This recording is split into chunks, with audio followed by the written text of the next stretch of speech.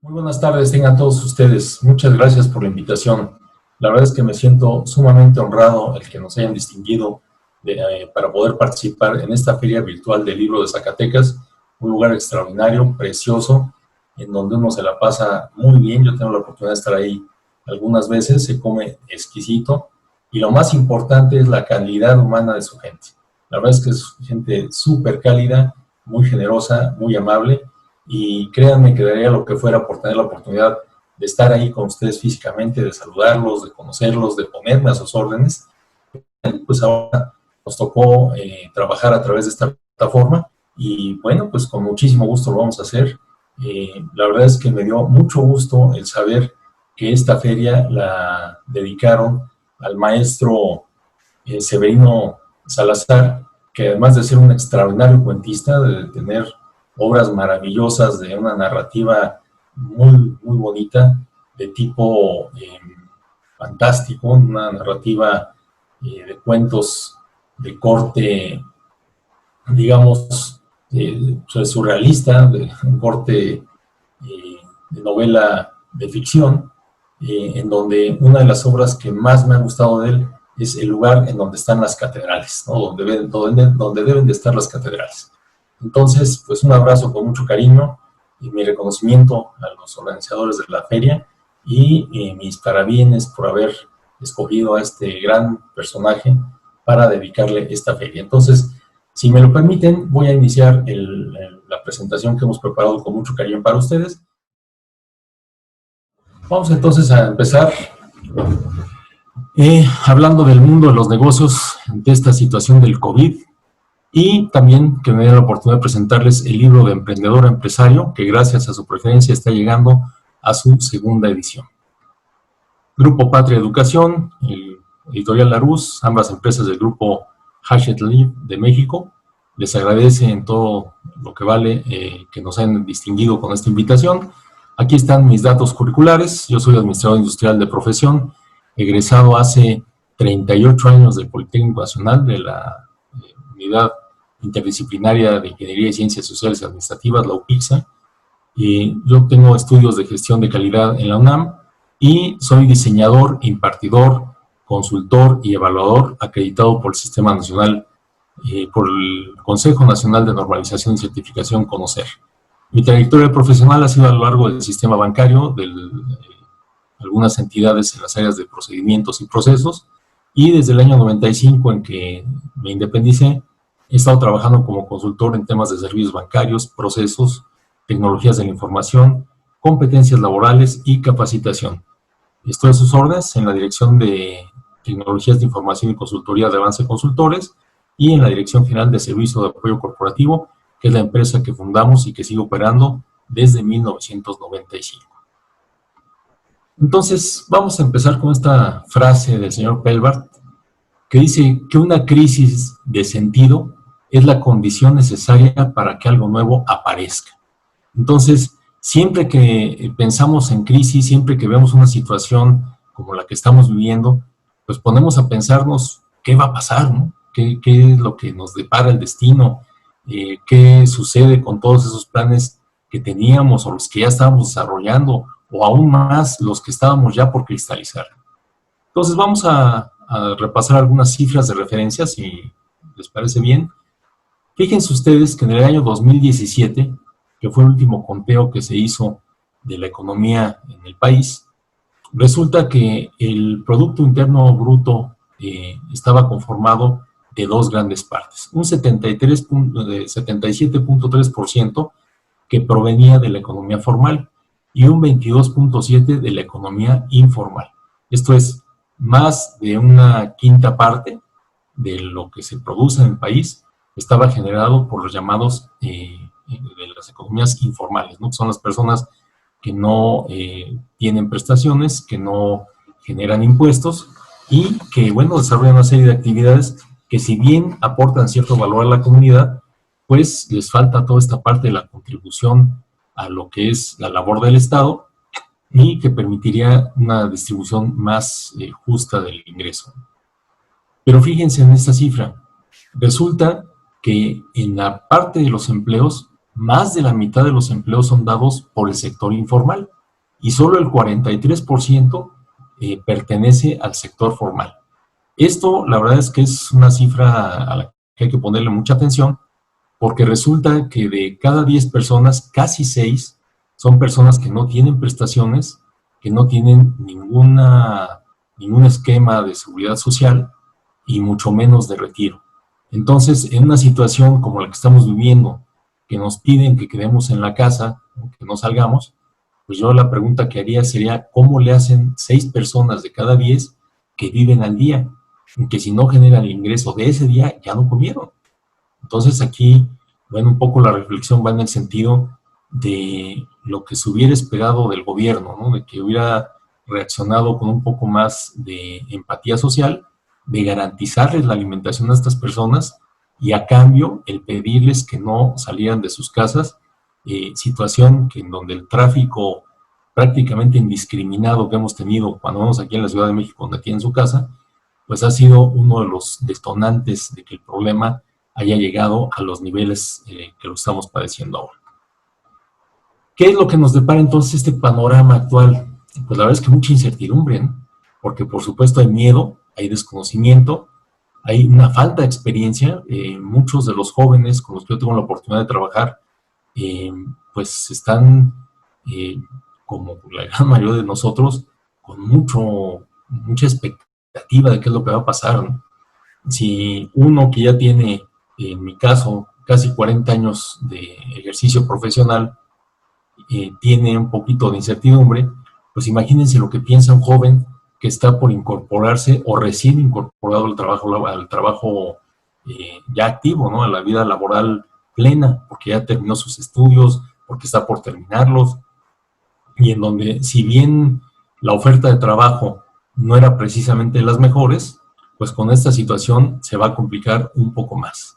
Y esto, por supuesto, se traduce en una disminución del atractivo del emprendimiento en los ciclos de contracción económica, aparentemente, y quiero subrayar, aparentemente. ¿Por qué lo digo de esta manera? Porque habría que preguntarse si este panorama es tan contundente como para decidir si no se emprende, si de verdad no hay ninguna oportunidad, o si solo hay una contracción generalizada de la demanda, o también que podamos identificar algún sector o producto que tenga una demanda estable o que incluso aumente. Estos nuevos patrones son una señal de aparición de oportunidades para el emprendimiento, y además hay que empezar a ver cómo se va a comportar el mercado financiero. Porque si antes el crédito era escaso, bueno, pues ahora va a ser mucho más restrictivo producto de esta contracción económica. ¿Qué ha pasado en otras crisis? Bueno, pues la verdad es que la demanda sufre variaciones. Hay algunas cosas que aumentan, otras muchas que disminuyen en determinados sectores o para algún producto o servicio determinado o muy particular. Y entonces, aquí la pregunta sería, ¿de verdad vale la pena emprender? ¿Por qué tendríamos que emprender? ¿O cuál sería la propuesta para emprender? Yo creo que la primera es analizar un poco si de verdad hay empleo. Si ustedes se fijan, hasta poco antes de la pandemia había una sobreoferta de algunos empleos. Hoy sigue habiendo algunas convocatorias, algunas entidades que piden reforzar sus líneas de trabajo, todas las distribuidoras, todo lo que son algunas empresas de servicios básicos, en donde han tenido pues bajas por los trabajadores debido a la enfermedad, debido a las limitaciones de traslado. Pero entonces el problema no es la cantidad del empleo, el problema es la calidad del empleo. Y entonces vemos que sí puede haber oferta laboral, pero a partir de salarios que son muy bajos y que normalmente no cubren las expectativas o las necesidades básicas de los trabajadores. Por eso la informalidad ha crecido tanto, ¿no? Porque al no encontrarlo ahí, pues tienen que buscar opciones, y una opción natural es precisamente la parte informal. Esto va generando una altísima rotación, porque la gente toma esos trabajos, ahora sí que en calidad de mientras se encuentra algo mejor, y cuando ese algo mejor implica el que no tengan prestaciones, pero le da liquidez, por supuesto que la gente los toma. A su vez, esto va generando que las empresas generen poca inversión en capacitación, porque la visión general es si no me va a durar la gente, ¿para qué invierto en capacitación? Y la verdad es que yo creo que es una visión equivocada, pero es lo que está rigiendo ahorita en el mercado. Lo que se traduce en una baja productividad. Y llegamos a ese esquema que es tan común de ellos hacen como que me pagan, yo hago como que trabajo. Y la verdad es que todos perdemos, aquí no hay ganar, ganar. ¿Qué es lo que tendríamos que estar viendo entonces? Un nuevo modelo laboral, ¿ya? En donde una de las acepciones, de las definiciones que a mí más me gusta de trabajo, es la que maneja el Banco Interamericano de Desarrollo, que dice que trabajo es esa actividad productiva que una persona desempeña para poder generar el sustento propio, el de su familia, pero que además aporta valor a su comunidad. Y yo creo que este va a ser el gran diferenciador en este momento. Aquí ya no es de cuánto quiero ganar o cuánto necesito para vivir. Es qué aporto yo en mi trabajo que genere valor y que además haga que lo que me paguen sea una buena opción, una proporción razonable de lo que me pagan contra lo que aporto, para que realmente pueda sostener mi empleo y hacerlo sustentable a lo largo del tiempo y a lo largo de todo lo que es el proceso en donde yo participo. Y esto implica que haya una profesionalidad técnica, que las personas tengan esa visión de creación de valor, que haya mucha innovación. Ahorita es cuando nos tiene que salir la creatividad por todos lados, que haya generación de riqueza local para que esto sea el cimiento que permita la recuperación económica, que haya una gestión eficiente y un uso adecuado de la maquinaria y de la infraestructura. Porque hoy por hoy tenemos un panorama que nos va a obligar, o nos está obligando ya, a que todo lo que tenemos, todo lo que nos ponen a nuestra disposición para poder trabajar, sea utilizado de la mejor manera y además en un esquema de gran responsabilidad hacia el trabajo y hacia la sociedad misma. Esto también va a implicar el desarrollo de habilidades digitales.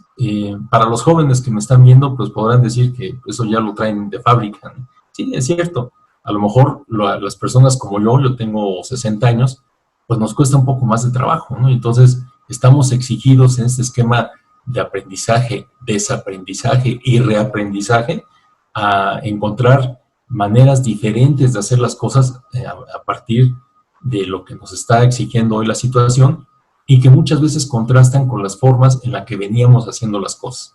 Para ponerles un ejemplo rápido, yo he tenido la oportunidad, la fortuna de poder hacer mi carrera profesional en paralelo con lo que es mi carrera docente. Y entonces, las clases presenciales, por supuesto que las disfruto mucho, pero ahora estamos obligados a migrar a los esquemas de educación en línea. Y ya no es un si te gusta, ahora es una obligación y una condición prácticamente determinante para que uno pueda continuar o no con esa labor docente. Entonces, bueno, pues aquí estamos frente a un desafío y pues hay que enfrentarlo de la mejor manera, ¿no? Y viéndolo como una oportunidad de aprender nuevos esquemas, nuevas formas de hacer las cosas y que pues, nos permita adaptarnos a los tiempos. Implica también un cambio en el lugar y horario de trabajo. Y bueno, este es un ejemplo muy claro. Yo hubiera dado lo que fuera por estar con ustedes. Sin embargo, las condiciones nos imponen a coincidir a lo mejor en el tiempo. Y además esto lo van a ver ustedes de manera asíncrona. O sea, no voy a tener la oportunidad de estar en vivo con ustedes, va a ser una grabación, y pues vamos a coincidir en los conceptos, en el tiempo en que yo genere este material, con el apoyo de la gente de la editorial, y va a transcurrir un espacio hasta que ustedes lo puedan ver. Entonces, eso tiene la gran ventaja de que nadie se mueve de su lugar, evitamos los riesgos por contagio que se derivan de cualquier traslado, pero también estamos sujetos a las condiciones de que, pues yo lo hago con mucho cariño, espero que esto les guste, pero me limita en el sentido de que no puedo verlos, no puedo escucharlos, no puedo tener de primera mano sus impresiones, ¿no? Entonces, pues nos tenemos que adaptar y pues ahora el home office, ¿no? La escuela en casa también está tomando un lugar relevante y no nos queda otra más que adaptarnos para poder seguir avanzando. También tiene que ver mucho con el estar ligado a varios trabajos de manera simultánea. Hoy por hoy, difícilmente vamos a encontrar un solo trabajo que cubra nuestras expectativas o una empresa que tenga el pulmón financiero como para pagar la totalidad del valor que podamos aportar. Entonces, uno de los esquemas alternativos es fragmentar ese valor en varios clientes y que eso nos permita tener un mejor ingreso que sea repartido y absorbido por varias entidades. También está el fin del espejismo de las prestaciones por contrato, ¿no? Yo recuerdo cuando estaba por salir de la escuela, la expectativa general de la familia era en ese momento, búscate una entidad que sea grande, haz carrera y te jubilas, ¿no? Hoy eso prácticamente no existe. Yo tuve la oportunidad de trabajar en entidades como el Seguro Social, como Petróleos Mexicanos, tres instituciones bancarias, y la verdad es que ninguna de ellas se pudo conservar las condiciones originales de contratación, ni las prestaciones, ni las expectativas de jubilación. Aquí yo les pongo lo del modelo Google, porque ellos han generado un modelo totalmente ligado a la productividad y un sistema de monitoreo que está basado en resultados. De tal suerte que ustedes tienen la agenda del mes o del trimestre o del semestre y ustedes saben en qué momento y cuándo y en dónde lo hacen. De tal suerte que no tienen horarios, no tienen la obligación de ir a la oficina, lo pueden hacer en su casa si así lo desean. La gente que, por ejemplo, tiene niños pequeños y que los tiene que llevar a la escuela, puede utilizar todo el tiempo que necesite y a lo mejor regresar a trabajar alrededor del mediodía hasta que salgan los niños de la escuela, o hay gente que los duerme o hace la tarea con ellos, cena, los acuesta y empieza a trabajar a las 7, 8 de la noche, ya sea en las instalaciones de ellos o en las de su casa. A cambio de eso, sí son muy estrictos en el cumplimiento de las metas, de tal suerte que si la cumplieron, adelante, y si no quieres venir en 2 años, no hay problema, mientras cumplas con lo que estás establecido. Pero si llegan a fallar en alguna meta, la primera vez se las pasan, ¿no? La segunda, gracias por participar y se acabó el problema. Entonces, sí son nuevas formas de hacer las cosas y que tenemos que conocerlas y estar preparados para saber si eso es congruente con nosotros o qué cambios tenemos que implementar para poderlo adoptar. Entonces, la alternativa que queremos proponerles es no salgan a buscar trabajo, hay que salir a generar trabajo. Ustedes podrán decirme, pero ¿cómo generar trabajo si estamos en medio de una de las crisis más severas que ha tenido este país en toda su historia?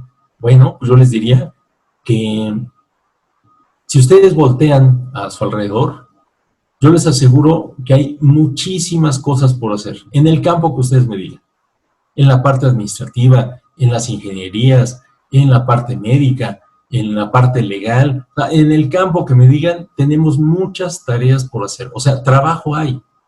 El punto es donde está el secreto, es en poder generar esquemas que permitan aportar soluciones concretas de alto valor y que estén complementadas con esquemas de una retribución justa que a partir de esa aportación de valor sea la principal fuente de generación de la contraprestación, esto es, del pago al que estamos aspirando, de tal suerte que nuestros clientes no nos vean como un gasto, sino que nos vean como un aliado de negocio. Y la verdad es que esto va a ser muy demandado en los próximos 5 a 10 años.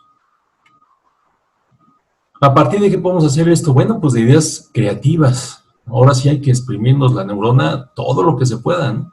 Ser muy creativo en las soluciones, es el momento de ser disruptivo, de generar opciones que permitan romper los paradigmas, de ampliar la mente, de buscar soluciones donde a lo mejor otros no saben ni siquiera que existe la posibilidad y que además generen productos y servicios que sean de calidad mundial. Yo les decía que el problema de la informalidad es que en los años que yo tengo trabajando como consultor, como asesor de micro, pequeñas y medianas empresas, resulta que la informalidad, pues aparentemente es muy generosa en un inicio. Y ustedes ven que, por ejemplo, si quieren poner una tienda, a lo mejor abren la reja de su casa, ponen una mesa con café, una charola con pan, y a media mañana va a llegar el de los refrescos, les va a dejar sus rejas, luego va a llegar el del pan, le deja sus exhibidores, luego el de las papas, les deja los suyos, y así lo van armando, el de la leche, ¿no? Y a lo mejor en menos de una semana, 2 semanas ya tienen puesta la tienda. Entonces la entrada es relativamente fácil. El problema es que mucha gente, cuando empieza a trabajar de esta manera, no tiene mucha claridad de que el ingreso que tienen no es dinero de ellos, sino que hay que separar lo que es propiamente el negocio, o sea, lo que se requiere como capital de trabajo para poder resurtir, y la parte o la porción que realmente se pueden gastar. Y así como aquí en el Valle de México todos los días abren alrededor, se estima que son entre 4 y 5 mil establecimientos, esa es la buena noticia. La mala noticia es que todos los meses se cierran entre 4 y 5 mil establecimientos. Esto es, el índice de mortalidad es altísimo, y eso se debe en gran parte a que la gente no tiene un orden, una conciencia administrativa, y es muy fácil que caigan en esa tentación de gastarse dinero. Si nos vamos al terreno de la comida, bueno, pues resulta que en la informalidad mucha gente trabaja con costos ocultos. ¿A qué me refiero? A que si yo pongo un puesto de quesadillas en la puerta de la casa de ustedes, pues voy a usar la estufa de la casa, el gas de la casa, seguramente le voy a pedir a mi esposa que me ayude, a mis hijos, y entonces mi cálculo de utilidad está referenciado casi siempre, de manera exclusiva, a lo que me costó la materia prima. El problema es que si algún día a alguien le gustan mucho mis quesadillas y en lugar de pedirme las 20 o las 30 que puedo sacar en 1 hora o en 2 horas, me dice que va a hacer un evento y que quiere 30,000 quesadillas, pues resulta que en ese momento voy a tener que contratar gente y va a emerger el costo de la mano de obra. Voy a tener que mudarme de lugar porque la estufa de casa pues no va a servir para un volumen de ese tipo. Y entonces va a emerger el costo de la infraestructura, tanto de equipamiento como de las instalaciones de gas, de luz, de agua, etcétera. Y al final, una quesadilla que ahorita yo vendo en 15 pesos, la voy a tener que vender en 18 o 20 para que amortice todos los costos. Entonces, la informalidad lo que genera es una especie de pantano alrededor de la actividad que se está ejerciendo, que es muy difícil que la gente lo cruce. Yo les puedo decir que en 15 años que tengo en esto he visto casos en donde el número de casos que he tenido la oportunidad de ver, pues no llegan a los dedos de una de mis manos. Entonces, el problema es que este pantano, al que más afecta, es al que le ejerce. Por eso lo importante es que tengamos servicios de calidad mundial en donde los precios de venta que incluyan todos estos gastos, pues estén soportados por servicios de alta calidad y de alto valor, que ahora sí valgan lo que cuestan.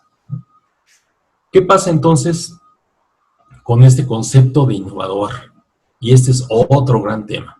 Resulta que la Organización para la Competencia y Desarrollo Económico dice que innovación, seguramente ustedes conocen este concepto, es todo aquel cambio significativo en la forma, la integración, la forma de comercialización, en la forma en la que opera o en los beneficios que aporta un producto o servicio. Hasta ahí creo que todos estaríamos de acuerdo. Pero el punto importante es que para que sea innovación, esto tiene que ser aceptado por el mercado. O sea, mientras este concepto de innovación se quede en una ocurrencia, se quede en una solución temporal y no lo comercialice, todavía no es innovación. Puede ser creatividad, puede ser modificación de proceso, puede ser ocurrencia, puede ser lo que quieran. Pero para que sea innovación, necesariamente tiene que ser aceptado por el mercado. Y aquí yo creo que es el brinquito que nos falta, porque en México estamos reconocidos como uno de los países de más creatividad. Ya ven que dicen que los alemanes inventan las cosas, los americanos las comercializan, los japoneses las perfeccionan, los chinos los hacen más chicos y más baratos, y los mexicanos les ponemos alambritos para que funcionen. No, pues qué bueno que seamos tan creativos. El punto es que ese alambrito no lo reconoce el mercado y no nos lo pagan en su valor, en su real valor. Entonces aquí la invitación es a que generemos servicios innovadores que lleguen a esa aceptación de mercado y que realmente representen negocios de largo plazo, sustentables y con gran respeto al medio ambiente. Aquí, una de las noticias, digamos, fuertes, es que hoy la competencia está en cualquier lugar del mundo, pero también las oportunidades. Así como la competencia no está con los señores de la Universidad de junto, o el del changarro de enfrente, o del estado vecino, o del país, La competencia se la pueden encontrar proveniente de cualquier lugar del mundo, pero también las oportunidades están en cualquier lugar del mundo. Entonces, pues ahora sí que ustedes tienen la oportunidad de elegir de qué preocuparse, ¿no? Si porque ya llegó la competencia o porque ustedes son la competencia a vencer en otros lugares del mundo.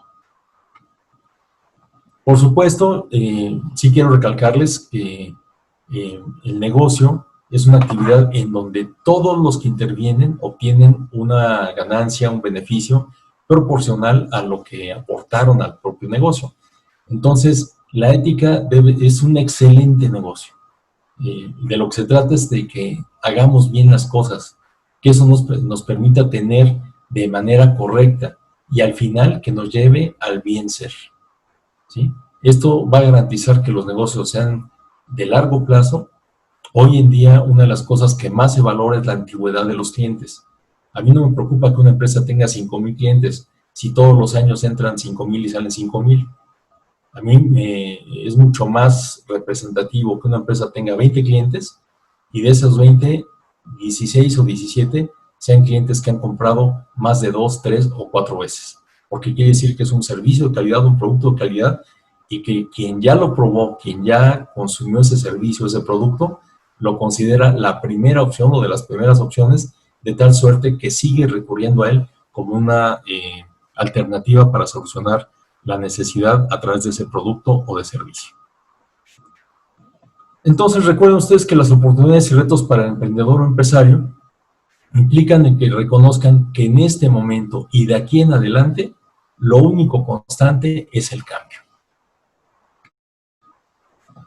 De aquí que, bueno, nos permitamos presentarles la segunda edición de nuestro libro de Emprendedor Empresario. Yo tengo el honor, el gusto de haber sido coautor del libro. Yo participé en los capítulos 1 y 10, y además de ser coordinador junto con mi querida maestra Silvia Aguilar Morales y mis entrañables compañeros. Son compañeros más que de profesión, son compañeros de vida con los cuales he tenido la fortuna de compartir este proyecto desde su creación y ahora en esta segunda edición.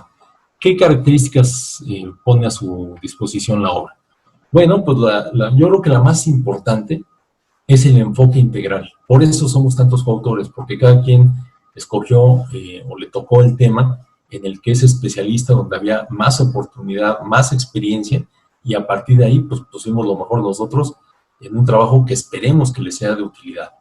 Y entonces empezamos hablando de lo que es el emprendedor empresario, en donde hacemos una narración de las características que deben de tener uno y otro, de cómo se integra el plan de negocios, qué va en cada parte. Hablamos de los ciclos financieros, de diferentes tipos de entidades, de los ciclos operativos, y de ahí vamos a la parte del entorno tecnológico, que es, yo creo que uno de los distintivos más importantes de la obra, porque aquí de lo que se trata es de que el emprendedor desde origen identifique aquellos aspectos que califican para poder ser objeto de protección intelectual, ya sea a través de una patente, a través del derecho de autor o de alguna de las figuras que hay intermedias, y que le permita navegar con toda la seguridad, con toda la calma, de que eso que tiene como idea va tomando forma y está protegido debidamente por la legislación vigente, para que cuando lo pueda presentar,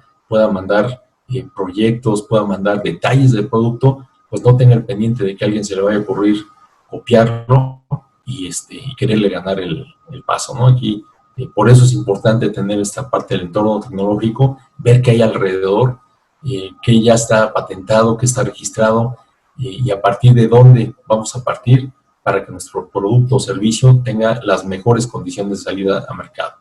Luego viene el modelo de negocios, esta estructura que ahora se ha adoptado en muchos lugares como uno de los estándares para evaluación de proyectos, y que, bueno, implica los 9 módulos del modelo Canvas, que ustedes ya conocen, con lo que es el mercado objetivo, la propuesta de valor, los canales de distribución, la relación con el cliente, lo que es el bloque de ingreso, las actividades clave, los recursos clave, los aliados clave, que son importantísimos, y el renglón de egresos. De tal manera que de forma conceptual y más ágil puedan tener claro si lo que ustedes están pensando pues tiene sentido. Si a ustedes les hace sentido, pues ya lo hicimos, ¿no? Y si no, pues es el momento de rectificar, de revisar y de ajustar lo que sea necesario. Luego ya pasamos a lo que es el plan de negocios, que es un documento complementario al modelo de negocios, que ya es más rígido, mucho más profundo, ¿sí? Más sólido, y que normalmente es el que se utiliza ya para cuestiones de financiamientos o de búsqueda de socios que aporten el capital que haga falta para poder materializar esta idea de negocio. Y bueno, cubrimos las 4 etapas, que es el mercado, el estudio de mercado, el estudio técnico, el estudio administrativo y el estudio financiero. Y lo complementamos con 4 temas que en su momento consideramos que eran, digamos, la parte que a las demás obras que habíamos revisado de plan de negocios, de modelo de negocios, pues le faltaban, ¿no? Y que eran así como aspectos básicos para que un emprendedor salga lo más protegido, lo más sólido posible al mercado. Y empezamos con los aspectos legales. Todas estas nuevas figuras que hay de asociación, en donde, bueno, ya en esta segunda edición ya se habla de figuras como las SAS, como todas las variantes que tiene la legislación comercial vigente, la parte de negociación y ventas, ¿no? Que aquí es otro de los puntos distintivos importantes, porque aquí se abordan temas como el hecho de que no se tiene lo que se merece, se tiene lo que se negocia, y que tenemos que ser muy claros en los puntos a negociar y siempre con una mirada de obtener el mejor acuerdo posible en un esquema de ganar, ganar. O sea, no se trata de que pasemos por los demás o que permitamos que pasen sobre nosotros, sino hacer planteamientos en donde todo el mundo gane y aporte de manera propositiva para que sea una actividad o un negocio que le dé beneficio a todos los que participen en él. Viene la parte de recursos para el emprendimiento, que bueno, hoy en día, si bien es cierto que los apoyos oficiales están muy limitados, y se van a limitar más aún por las cuestiones que todos conocemos, derivados de esta situación sanitaria, bueno, pues el hecho es que sí hay alternativas de financiamiento. Hay mucha gente que tiene liquidez, que está ansiosa de buscar alternativas de dónde poder poner su dinero, porque a ellos también les ha pegado esta crisis. Y resulta que hoy si ven las tasas de los bancos, bueno, pues la verdad es que no garantizan en muchos casos ni siquiera la inflación. Entonces, buscan actividades productivas que les permitan tener un ingreso más decoroso y que además esté ligado a actividades que por sí mismas vayan haciendo crecer su dinero como parte del resultado de esta aportación de valor.